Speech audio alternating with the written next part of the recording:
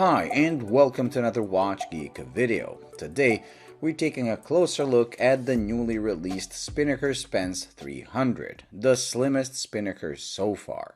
Although this review comes out pretty close after the unboxing has been recorded a while back, but I wasn't allowed to publish it until recently.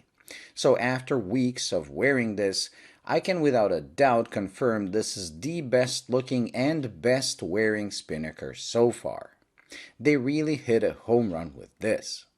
40mm in diameter and 48mm lug-to-lug make it pretty much perfect on any size wrist, with only the T-shaped end link making it look odd on smaller ones, as it increases the lug-to-lug to a whopping 53.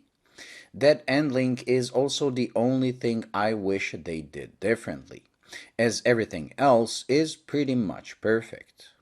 Where this differs from not just other Spinnaker watches but pretty much any 40mm dive watch is the thickness. Even though it comes with an impressive 300 meters of water resistance, the thickness is kept under 11mm. Spinnaker claims 10.9, but my calipers show 10.7, meaning they're underselling their specs. In the unboxing, I placed it next to my Zelos hammerhead, and not just any but V3, which is a slimmed down version of the original, and this thing looked like an ultra-thin watch next to it, despite having the same water resistance. This proves the chunkiness is there for style's sake, and there is really no technical reason to make watches thick to give them better water resistance. I not only wish Spinnaker puts their other models through a diet to shave off a few millimeters on them, but I wish all manufacturers do it as well. Thickness is the reason I sold my Omega Planet Ocean. It was just weird to wear. This, on the other hand, not only looks good, but also sits low and wears like no other diver I ever had. The solid link bracelet with a machined clasp also helps balance it even more, and although production models will come with an updated, thinner clasp, I actually like this one because it is thick and heavy, giving it perfect balance.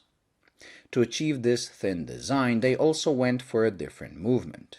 Usually Spinnaker uses Seiko NH35, but with this, they went up a notch and introduced a Miyota 9039, which is not only a true no-date movement, meaning you don't have the ghost click as I like to call it, but it also beats at 28,800 bph, making for a smoother seconds hand, and should theoretically make for a more accurate timekeeping.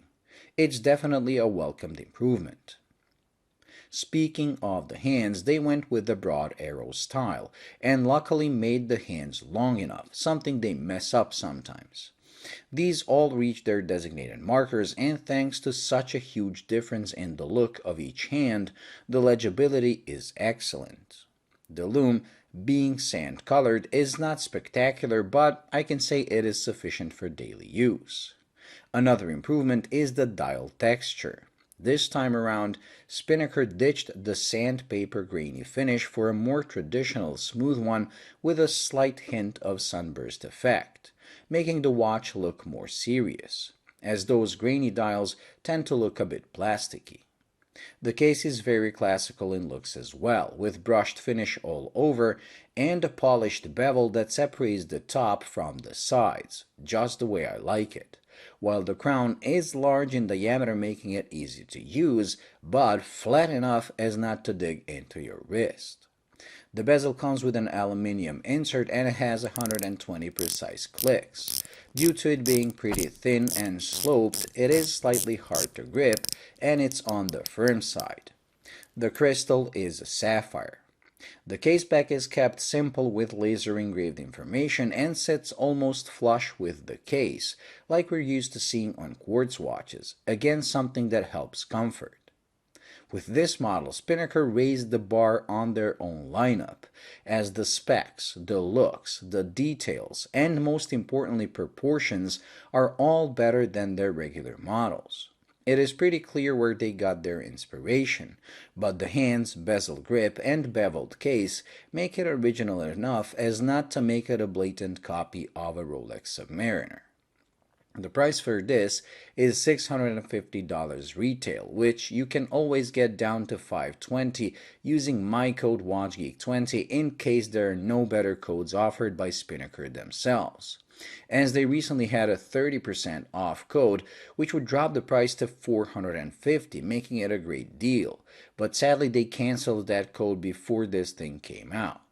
Spec-wise, there are better watches for the money, as they would have to offer a ceramic bezel and a ratcheting clasp to make it a best buy at this price range. But specs are not everything, and this thing with its thin case and these proportions and relations between the case, bezel, dial, and markers make it one of my favorites this summer. Thank you for watching. I hope you enjoyed and found it useful. If you did, please like and subscribe, and until the next video, bye.